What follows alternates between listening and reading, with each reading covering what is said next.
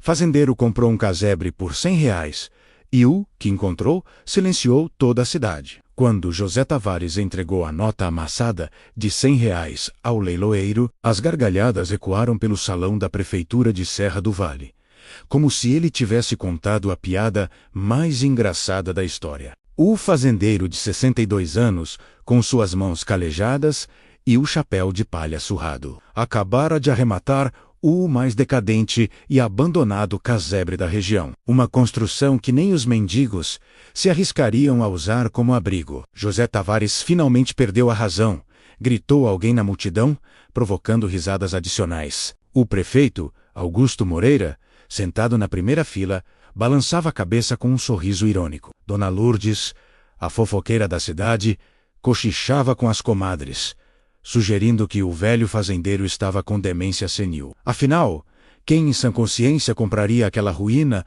no fim da Rua das Acácias? José Tavares, no entanto, não reagiu. Com calma, pegou o documento de posse e debruou cuidadosamente e colocou-o no bolso da camisa xadrez. Saiu da prefeitura sob olhares zombeteiros, seus passos firmes ecoando no chão de madeira, enquanto os risos continuavam atrás dele. O casebre tinha sido uma lenda urbana na cidade por mais de 40 anos. Criado nos anos 1940 pelo excêntrico professor Elias Drummond, o local sempre esteve envolto em mistérios. Drummond, um homem culto, formado em engenharia, havia escolhido viver como um eremita na propriedade isolada. Quando morreu em 1984, sem herdeiros conhecidos, a casa foi abandonada. Diversas famílias tentaram morar lá, mas todas fugiram após poucos dias, alegando barulhos estranhos à noite e uma sensação opressiva que tornava impossível dormir.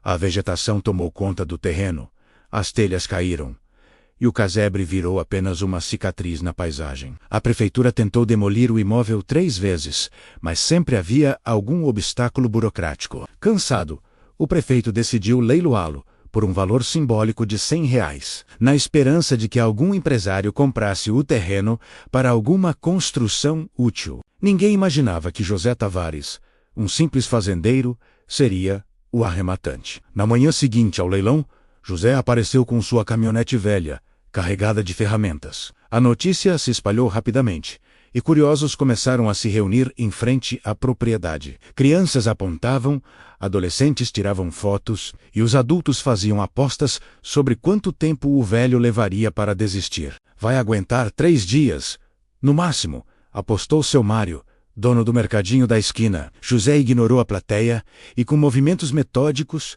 começou a remover as tábuas podres que cobriam a porta principal. O cheiro de mofo e poeira escapou quando a entrada foi finalmente aberta, e ele entrou com uma lanterna potente e uma máscara improvisada. O interior era ainda pior do que se imaginava.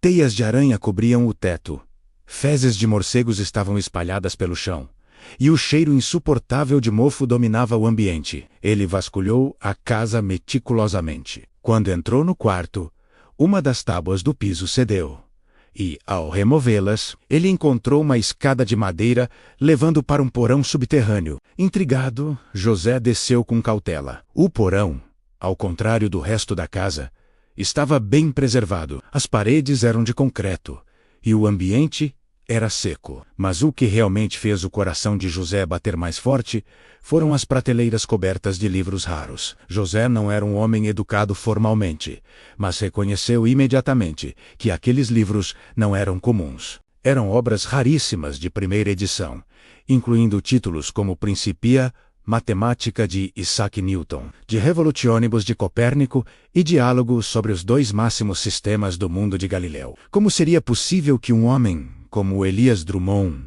um eremita isolado, tivesse uma coleção tão valiosa? Foi quando José encontrou um diário encadernado em couro negro, junto com uma caixa de metal trancada. Ao abrir o diário, a história que Elias Drummond contou congelou o sangue de José. Drummond revelava que, durante a Segunda Guerra Mundial, ele havia trabalhado como agente secreto brasileiro, infiltrando-se na Europa para resgatar livros e manuscritos raros. Sua missão era salvar obras que estavam sendo destruídas, como bibliotecas queimadas, durante os bombardeios. ele havia escondido sua coleção em um porão secreto, temendo que, se fosse descoberta, ela fosse confiscada ou vendida a colecionadores milionários. O diário terminava com uma escolha. José poderia ficar com a coleção e tornar-se rico, ou poderia fazer o que Elias nunca teve coragem de fazer: devolver os livros ao mundo. José, depois de considerar tudo, tomou uma decisão. Ele não ficaria com o tesouro. Ele ligou para a Universidade Federal, chamando o reitor para ver a descoberta. 2 dias depois, uma equipe de especialistas chegou ao casebre. Eles ficaram maravilhados com o que encontraram. A coleção foi catalogada e a descoberta se espalhou pelo mundo. O caso virou um marco na história do Brasil, transformando José Tavares de um homem zombado pela cidade em um herói nacional. Após meses de pesquisa, o professor Henrique Castelo confirmou que a coleção também incluía documentos do famoso Ouro dos Jesuítas, uma lenda sobre riquezas escondidas pelos jesuítas durante sua expulsão do Brasil. José então descobriu que a coleção não era apenas de livros valiosos, mas também de documentos históricos que poderiam mudar a compreensão da história brasileira. José recusou todas as ofertas de dinheiro. Ele pediu apenas que os livros fossem preservados e acessíveis ao público. Assim,